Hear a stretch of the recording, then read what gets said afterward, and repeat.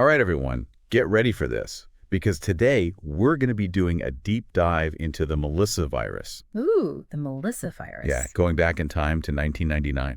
Wow, 99. Yeah. And, some of you might be thinking like, oh, another virus story, how boring. But Right. this one's pretty crazy. Yeah. This is a story about how a simple email attachment almost took down the entire internet. The whole thing. And really changed the way that we think about online security, like, forever. Yeah, it's crazy how much we just take it for granted now. Like, we don't even think about it. Yeah. But back then, the internet was like the shiny new toy for a lot of people, It was just like... Wild West. It was the Wild West, exactly. Totally. And viruses weren't even on anyone's radar yet, Yeah. No one was thinking about that. So, yeah, it was a different time. So can you kind of like set the stage for us? Like, how did this whole thing unfold? How did this Melissa thing even start? Okay, so picture this. It's March of 99, okay? And people are starting to get these emails, and it looks like it's from a friend, right? Right. And the subject line is something like, "Here is that document you requested." Oh, sneaky. Yeah, with a little winky face emoji, to make it seem even more like casual. Oh, We didn't even think twice about it. Yeah. And it's got an attachment called list.doc. Okay. Sounds pretty harmless. Yeah, right. Totally harmless. Yeah. Except it's not a document at all. Oh, what is it? It's a virus masquerading as a Word file. Oh, that's so sneaky. I know, right? Okay, so what happens like if someone opens that file? So they open it up and bam, this virus, it springs to life, right? Okay. And they later named it Melissa. And it was designed to basically hijack your whole email program.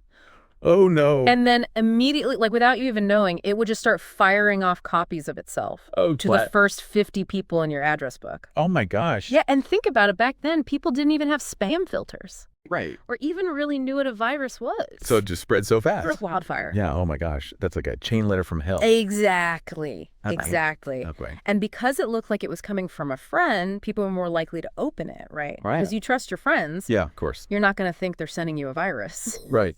So this is a classic example of what we call social engineering, right? Yeah. Basically tricking people into doing something that, benefits the attacker. Wow. So they don't even realize they're doing something bad. No, they have no idea. They think they're just opening an email from a friend. Yeah, totally. And these tactics have only gotten more sophisticated since then. I bet. Oh, yeah. That's a little scary. It is a little scary, but we'll get into that later. Okay, we'll get into that later. Yeah. Okay, so it's amazing to me how something so simple could cause so much chaos. Yeah.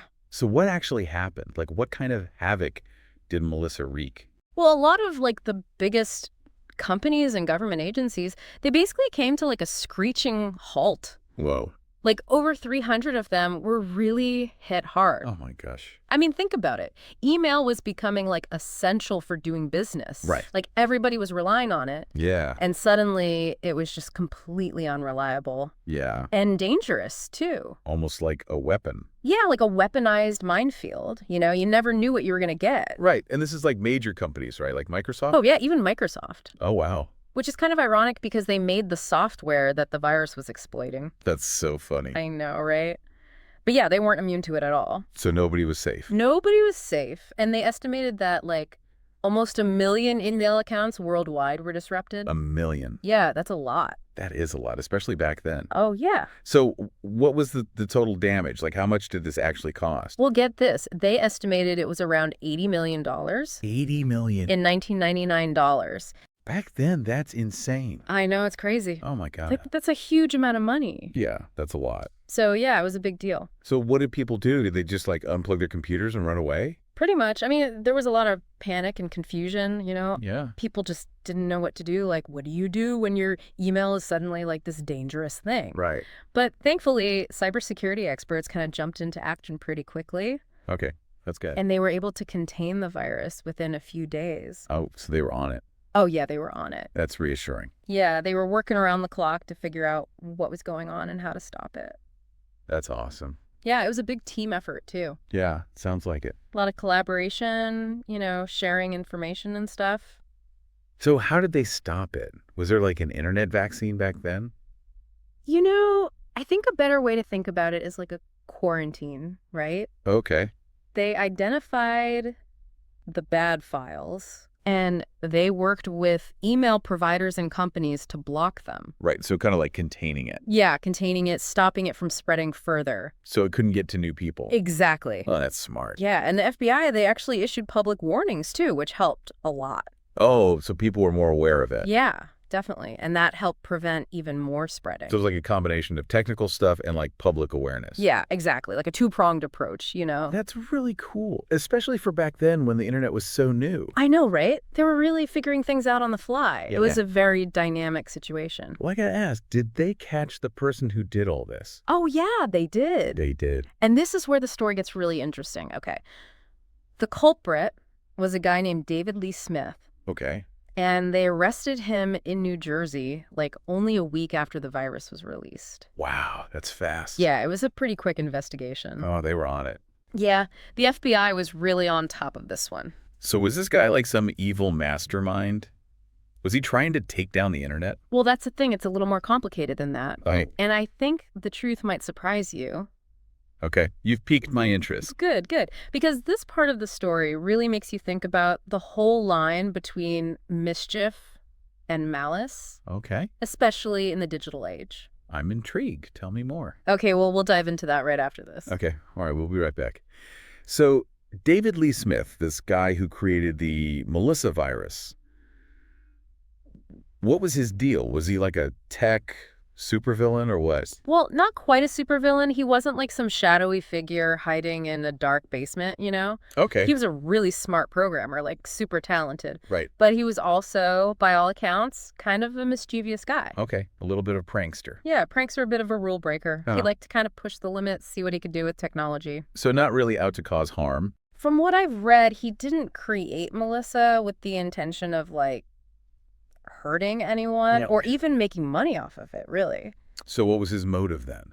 Why did he do it? He actually claimed later on that he was just curious. Curious. About what? He wanted to see how far and how fast the virus could spread. So kind of like a digital science experiment gone wrong.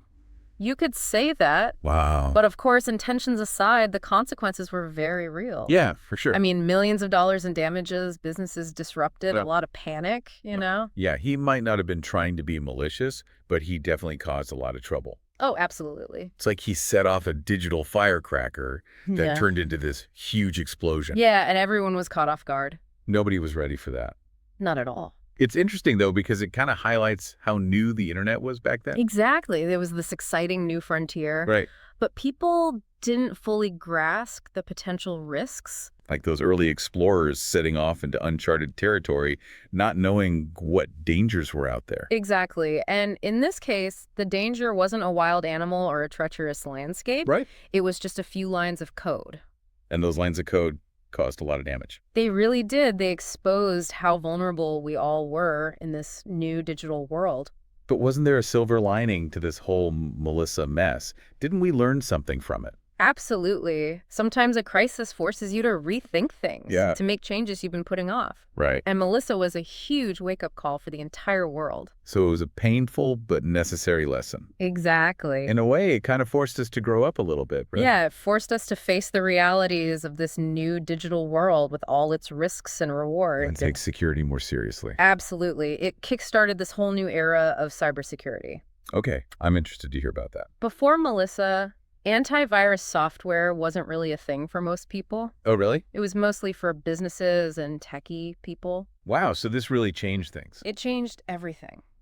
After Melissa, antivirus software became essential for everyone. Right. It was like having a lock on your front door. Makes sense. Companies started investing heavily in firewalls and all sorts of security measures. So Melissa, in a weird way, was a catalyst for positive change. You could definitely say that. It forced us to adapt and evolve. Exactly, and that evolution hasn't stopped. Right, because the threats are always changing. Exactly, the threat landscape is constantly evolving. So what new threats emerged after Melissa? What did we have to worry about next? Well, Melissa was just the tip of the iceberg, really. Okay, what do you mean? It paved the way for a wave of even more sophisticated and damaging attacks. So it got worse. Oh yeah, much worse. And these new attacks had a different motive at their core. Profit. Profit. So it wasn't just about mischief anymore. No, not at all. We're talking about organized criminals, Okay. cyber gangs, even nation states. using the internet to steal money Wow, that's scary. and to disrupt businesses and even influence elections. Elections, really? It's a whole other level of scary. So cybercrime went from a few mischievous pranks to a multi-billion-dollar industry. Exactly. Wow, that's mind-boggling. And the story gets even wilder from here, trust me. Okay, you've got my attention. Tell me more. Yeah. So the Melissa virus was kind of like a blueprint for these cybercriminals. Yeah, it kind of showed them what was possible. Right. You know, like the potential for chaos and disruption. Yeah. But it also gave them this idea, what if we could turn this chaos into cash? Ooh. So instead of just causing trouble, Right. they started seeing dollar signs. Exactly, because the internet was becoming like the backbone of global commerce, right? Right. Online banking was taking off. People were shopping online more and more. Yeah. And suddenly there was all this sensitive data flowing through the digital world. Right. Credit card numbers, bank account details, passwords, all of it. And they realized they could exploit that. It was like a gold mine for anyone who knew how to get at it. So it really was like the Wild West all over again. Exactly. But instead of cowboys and saloons, we've got hackers and digital wallets. Perfect analogy. So what were some of the first ways that these cybercriminals were making money? Well, identity theft was a big one. Makes sense. Steal someone's personal information, Right. and you can open credit cards in their name, drain their bank accounts, even take out loans. Oh, that's scary. Yeah, it can really mess up your life. So how are they stealing this information? What were they doing? They got pretty creative, you know? Right. One of the first things they started using was phishing scams. Phishing scams. Yeah, those are basically like deceptive emails or websites that trick people into giving up their personal information. Like those emails that look like they're from your bank. Exactly. Asking you to update your account information or something. Yeah, I get those all the time. Yeah, and they look so convincing too, right? They do. They use the official logos, the same language, everything, Yeah. and people fall for it. Yeah. So as soon as you enter your username and password, Bam, they've got you. wow, it's crazy how easily we can be tricked. It is. And they prey on our human weaknesses, you know? Like what? Our curiosity, our fear, even our desire to help. Right. They might send you an email saying your account has been compromised or there's a problem with an order you placed. Yeah. And you panic and click on the link without even thinking. It's happened to me before. It happens to the best of us, but that's why it's so important to be aware of these scams. For sure. So phishing was one way they were making money, but then came ransomware. Ransomware. What's that? This one's really scary. Okay, tell me. Imagine this. You turn on your computer one morning and all your files are locked. All of them. All of them. Oh, You can't access anything. that's terrifying. And then you see this message on your screen saying you need to pay a ransom to get your data back. Oh my gosh, so they're holding your files hostage. Exactly. Digital extortion, they call it. That's awful. And it's become incredibly lucrative for cybercriminals. Really? Why? Because companies are often willing to pay huge sums to get their data back. Yeah, I guess it would be worth it if it was really important information. Especially if it's like customer data or financial records, stuff like that. They can't afford to lose that. Exactly. It's scary how much power these cybercriminals have. It is. And the worst part is it's only getting more sophisticated. So what can we do to protect ourselves? Should we all just unplug our computers and go live in a cave? Well, that's one option. Right. But there are less drastic measures we can take. Okay, good. The most important thing is awareness. Okay. Understand the threats, learn how to spot scams, and be careful about what you click on and what information you share online. So knowledge is power. Exactly.